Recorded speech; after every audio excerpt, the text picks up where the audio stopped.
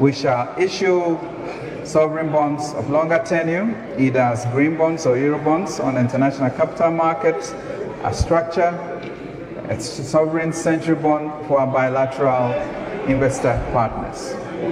The sovereign century bonds shall engage on a bilateral basis to raise long-term concessional funding to underwrite our other commercial infrastructure needs through GIF, GUIDEC, PPP projects, and other entities, as well as liability management. We inherited, Mr. Speaker, some 122 billion cedis worth of debt at very high interest rates.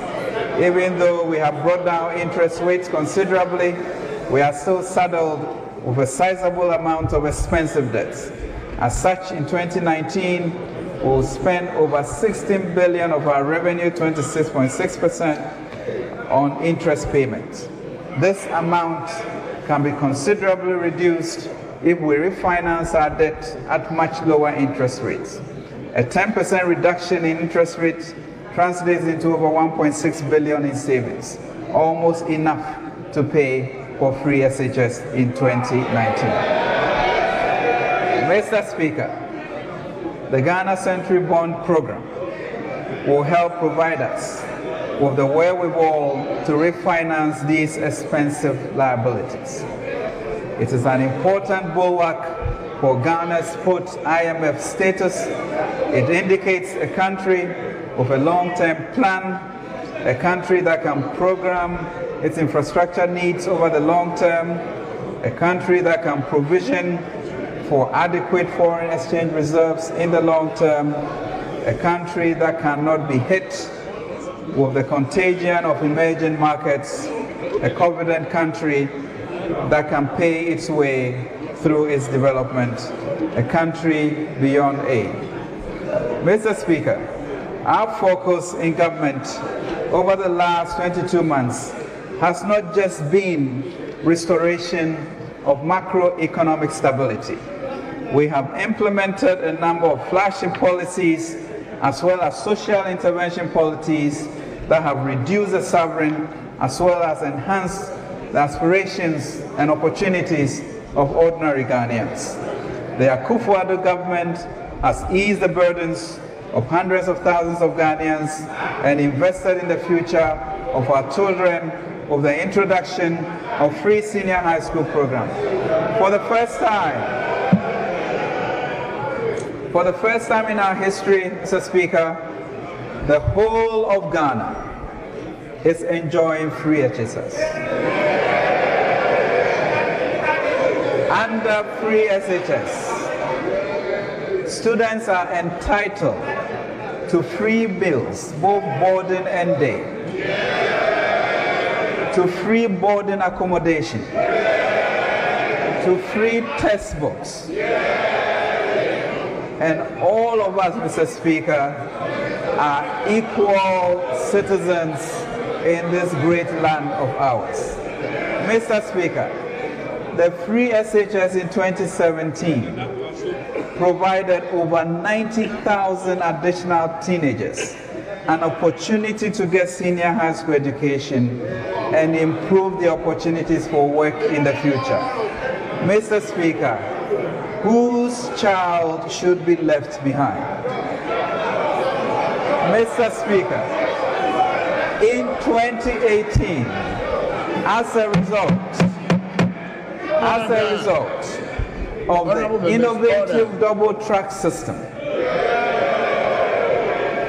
we have been able to accommodate 181,000 more students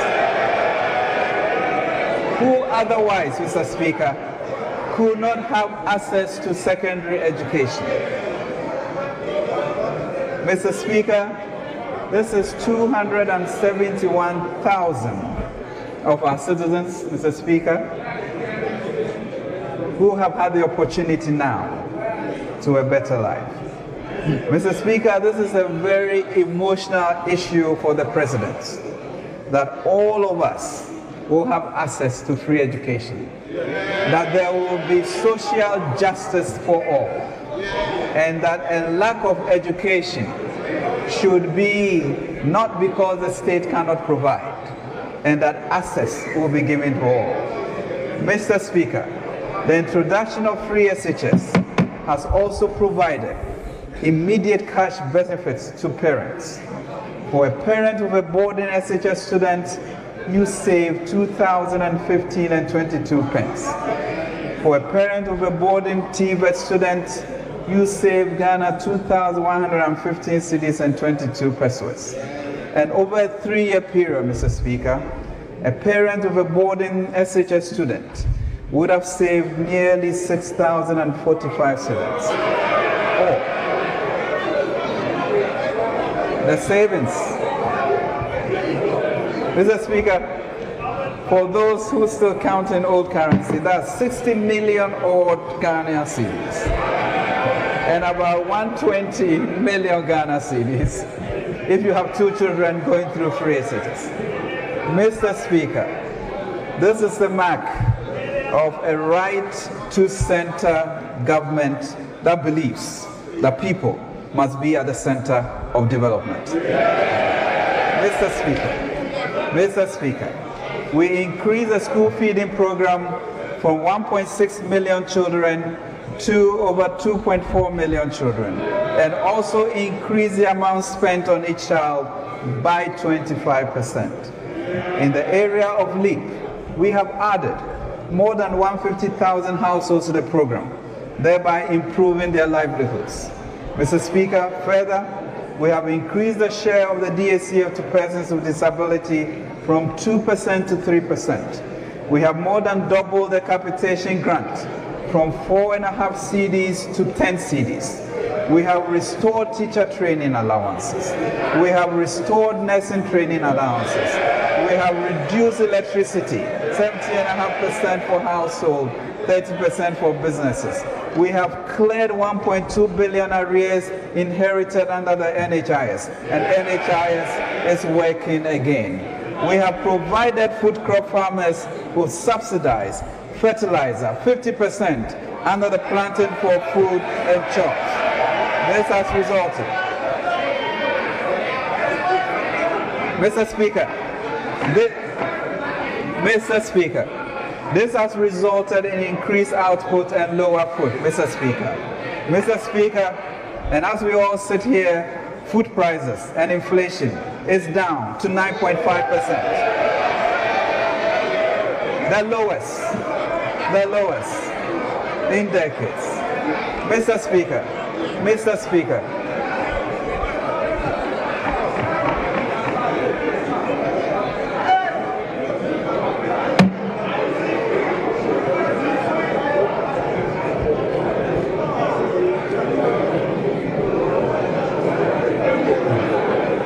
Mr. Speaker,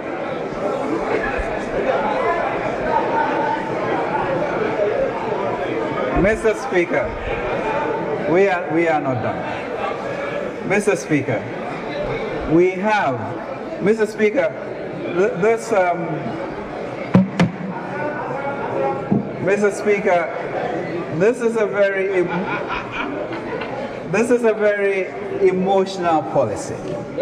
Mr. Speaker, this is a very emotional policy. For the past few years, Mr. Speaker, parents who have paid for their children to be graduated have had their children stay at home for 5-7 years. Mr. Speaker, it eats at our own sense of decency and appreciation of who we are as a people.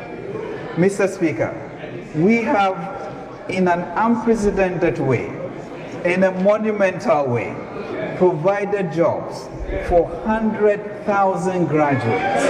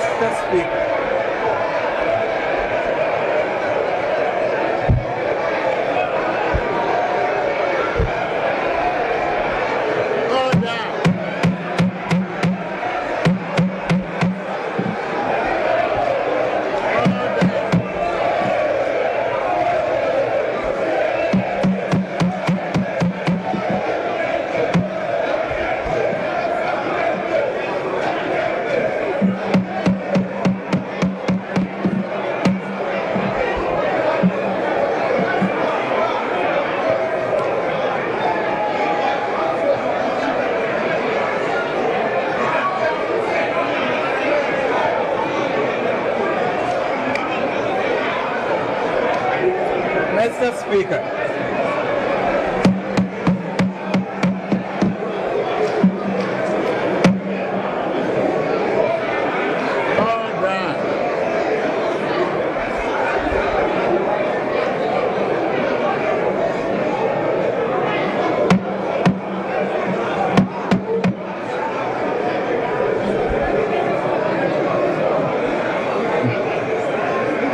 Mr. Speaker.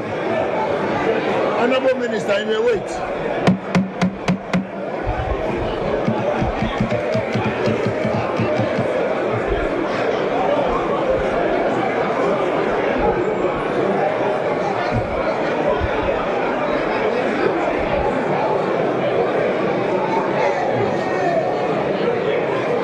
Mr. Speaker.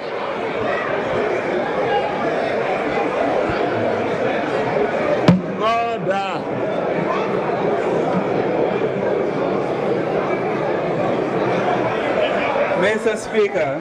Honorable, you may wait. Mr. Speaker. Honorable Minister, you may wait. Mr. Speaker. We have... Honorable Minister will wait. Order.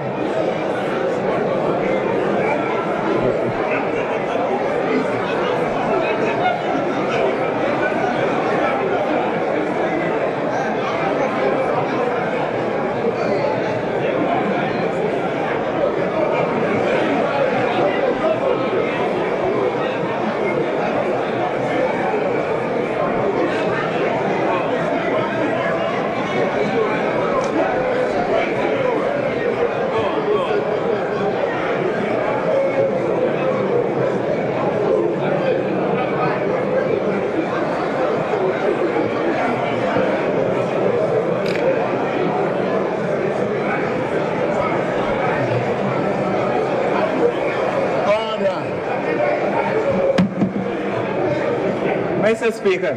Honorable Minister, you may wait. Honorable Minister, you may wait. I want reasonable silence for us to proceed. Those who disagree with something in Parliament are entitled to shout no. Those who approve are also entitled to say hear, hear. Nevertheless, vituperative language is not allowed. And you know the rules. Honorable members, and you know it's my duty to apply them. Please, let us proceed with the call.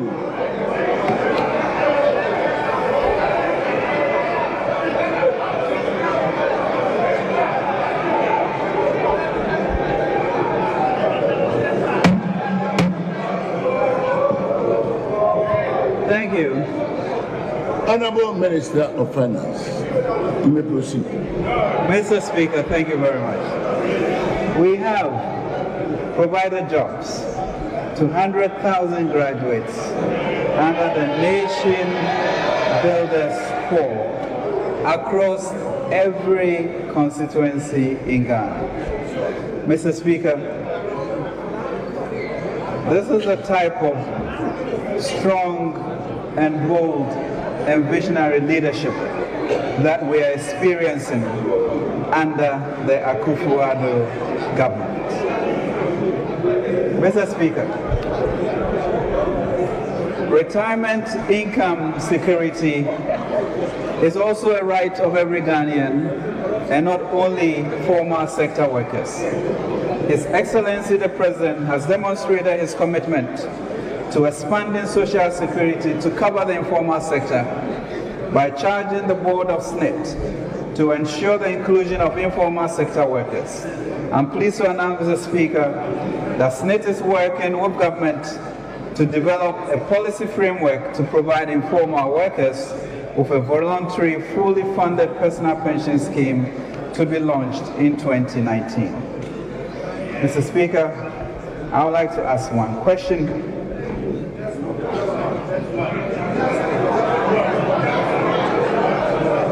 Order.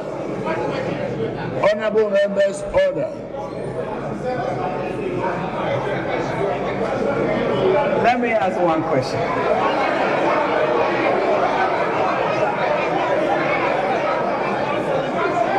Mr. Speaker,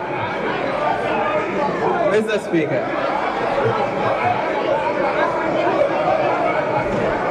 Can anyone? Mr. Speaker.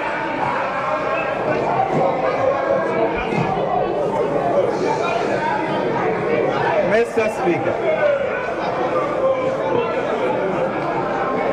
Mr. Speaker. Honorable members, in view of the time and the business before us, I direct that the hours be extended beyond the regular hours. Honorable Minister, proceed. Mr. Speaker. Order. Mr. Speaker.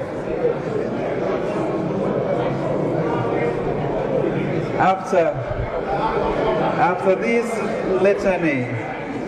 litany of achievements for a right to center government, who believes in the centrality of people in our quest for development, can anyone recall the social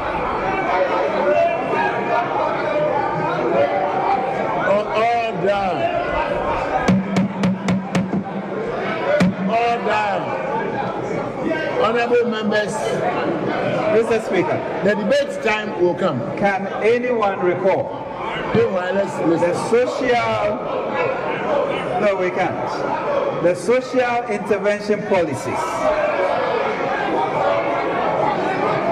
Can anyone recall the social intervention policies that? Can anyone recall the social intervention policies that the Social Democratic NDC introduced in its last 8 years in government to mitigate the hardship of Ghanaians?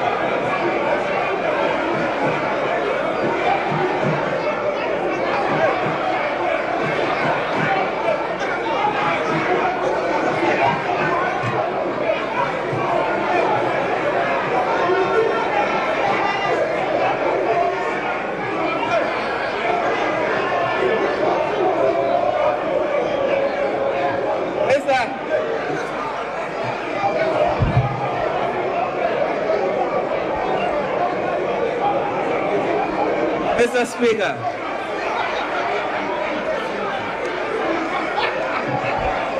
Mr. Speaker,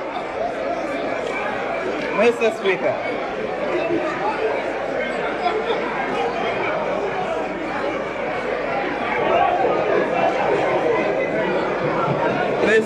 Mr. Speaker.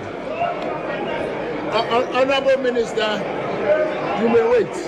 Mr. Speaker.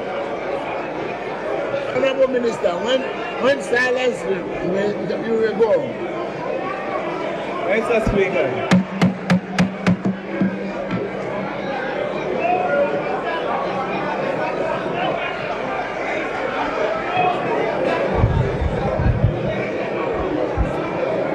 Mr. Speaker. Mr. Speaker, the evidence. Mr. Speaker, the evidence shows that when it comes to social politics to protect the poor and vulnerable in Ghana, the government of the NPP, the government of Nana Addo Dankwa Akufo-Addo has indeed a remarkable record. Mr. Speaker.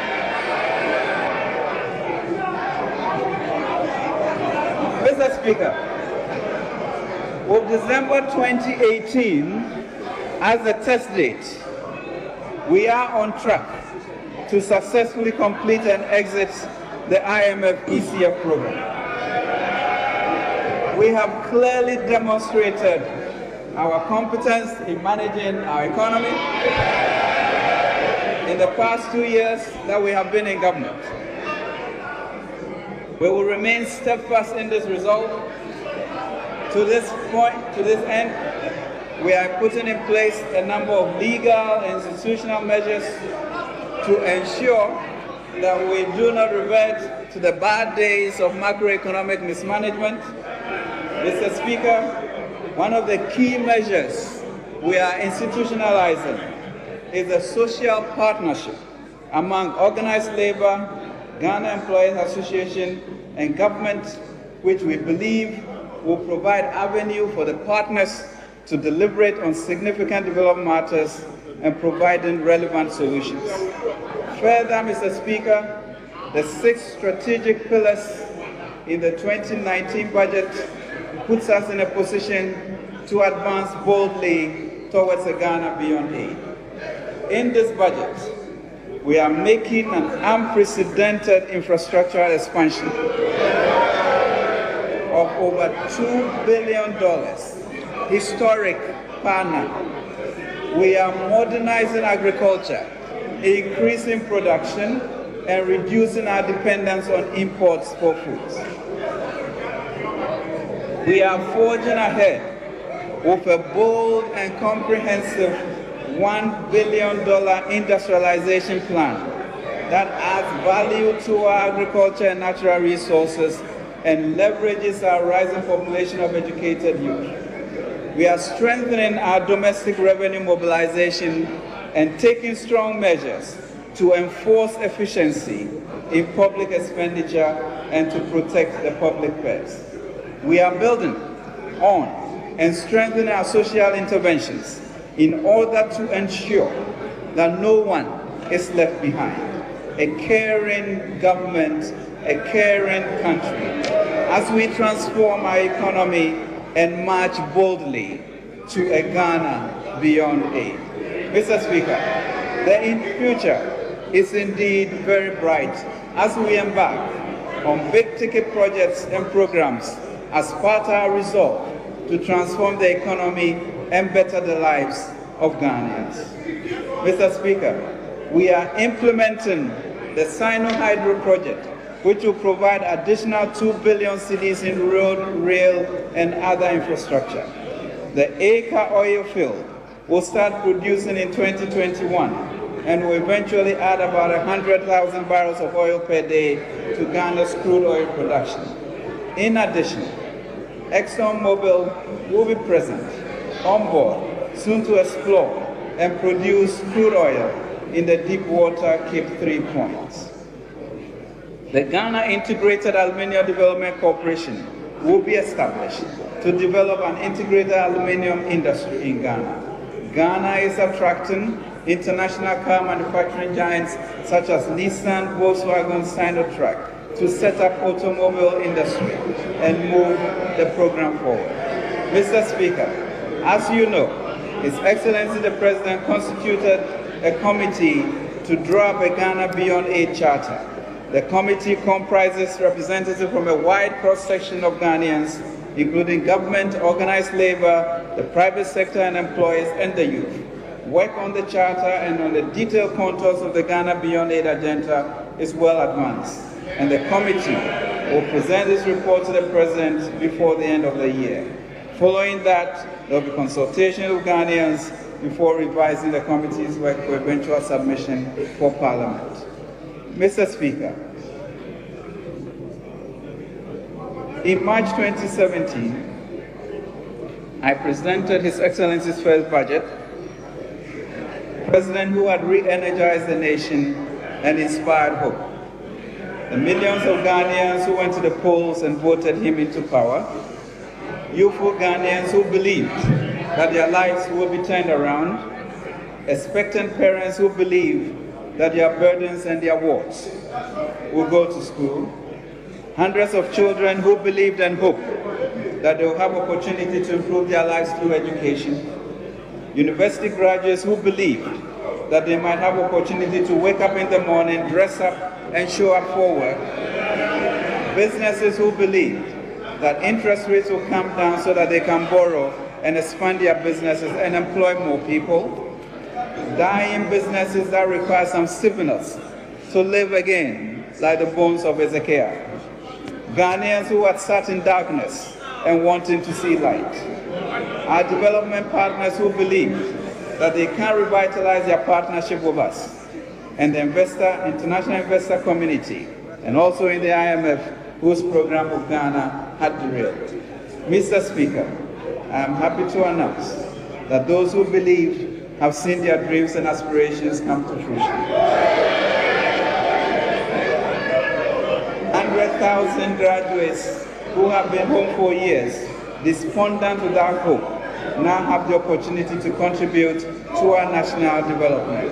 And that is their right as citizens, to contribute to our national development. 271,000 16 to 18-year-olds who would have been thrown onto the streets but for free SHS are now seated in classrooms, clothed, getting an education and gaining training to give them a better future, and a better future for our country. And as the Bible says, for those who sat in darkness, they have seen a great light. This is in spite of the deep challenge and the grievous harm that had been done through questionable take-or-pay contracts, for which we have to pay, Mr. Speaker, $600 million annually, whether we switch on the light or not. But we have resolved to move on. Nurses and teachers who believe that the government will come to their aid, we have met their aspirations and hope. And over 1.5 million depositors who, but for the timely intervention of the central bank and government, would have lost their businesses and their life savings and deposits of over 9 billion Ghana cedis in the banking sector. Ghana's international profile is now on the rise. In the last year, the President has hosted several heads of state and government, as well as high-profile international dignitaries. Global leaders and investors are lining up now to pay serious attention to Ghana.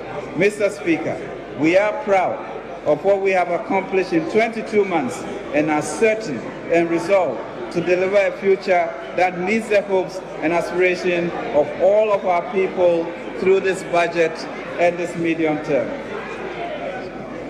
Mr. Speaker, this story of hope continues. This budget meets the expectations of Ghanaians for better infrastructure and housing, increased economic activity through unprecedented investment in industrialization and agriculture, expanding job opportunities for entrepreneurs and rising income, bringing tax relief to the middle class. In the next 26 months, we are determined to address the hope of farmers whose food crops are getting rotten through expanded storage facilities, improved marketing, and the intervention of the Ghana Commodities Exchange. The challenges faced by communities that lack access to potable water and continue to drink water from streams, the lack of ambulances for our pregnant mothers and sick relatives, transportation challenges through better roads and rail network, the challenges faced by our market women who have to sell their wares on the dusty ground and in the scorching sun by providing improved markets and stores, the difficulties faced by fisherfolk by providing them with landing beaches, cold storage facilities, and thereby improving their incomes, meeting the spiritual needs of our people with the promotion of the Ghana National Cathedral. Through this budget, we will frontally address the sanitation challenges faced by many of our towns and cities.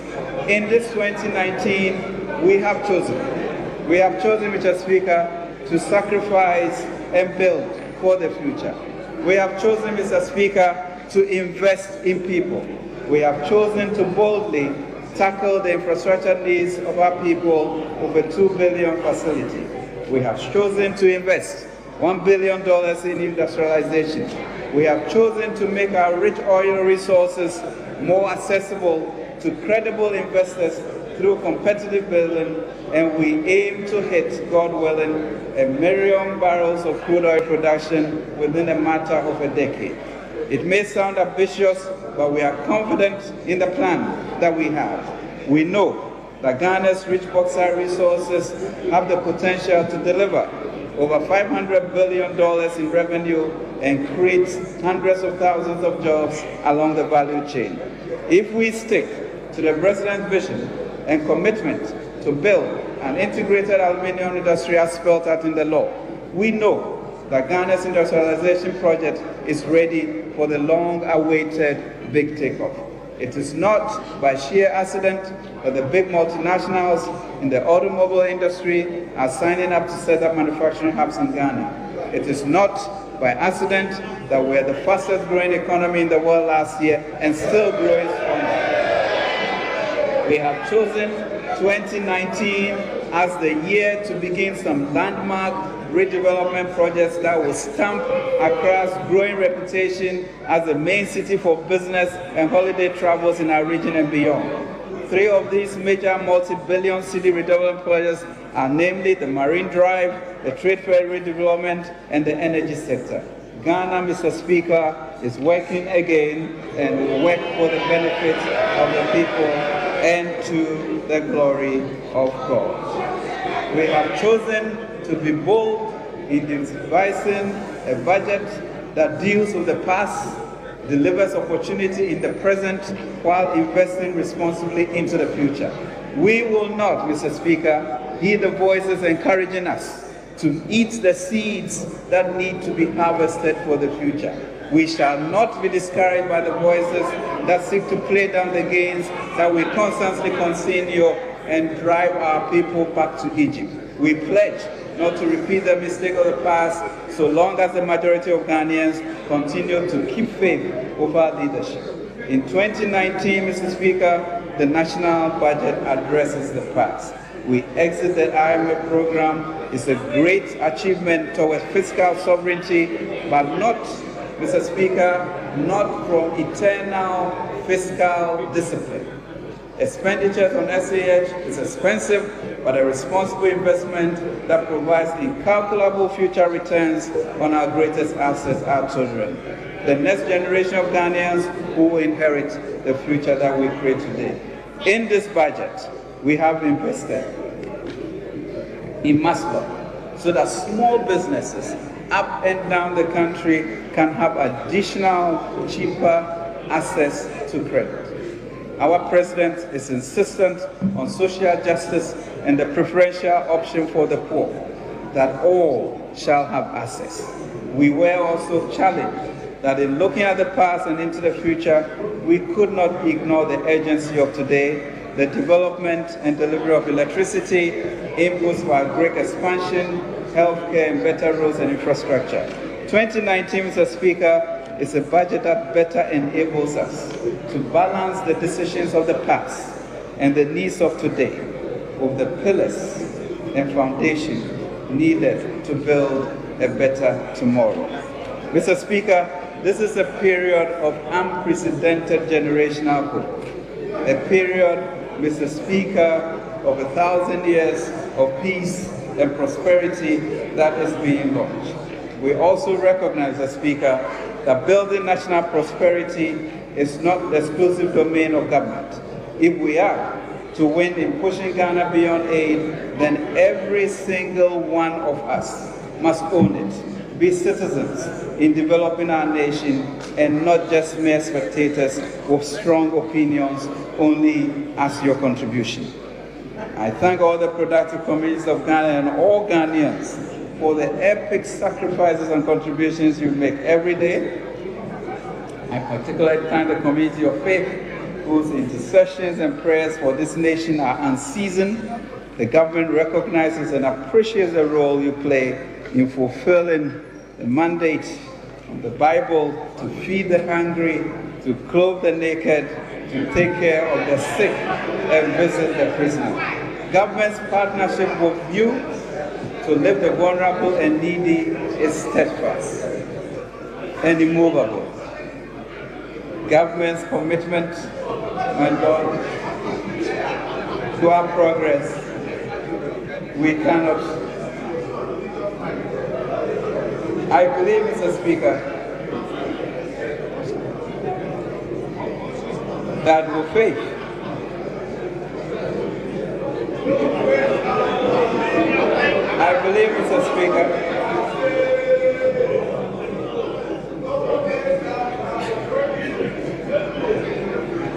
I believe, Mr. Speaker, that with faith, the good, loving, God-loving Ghanaians and partners, the promise that we have for us will manifest.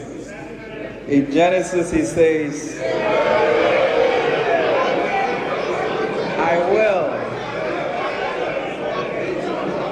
I will make you a great nation.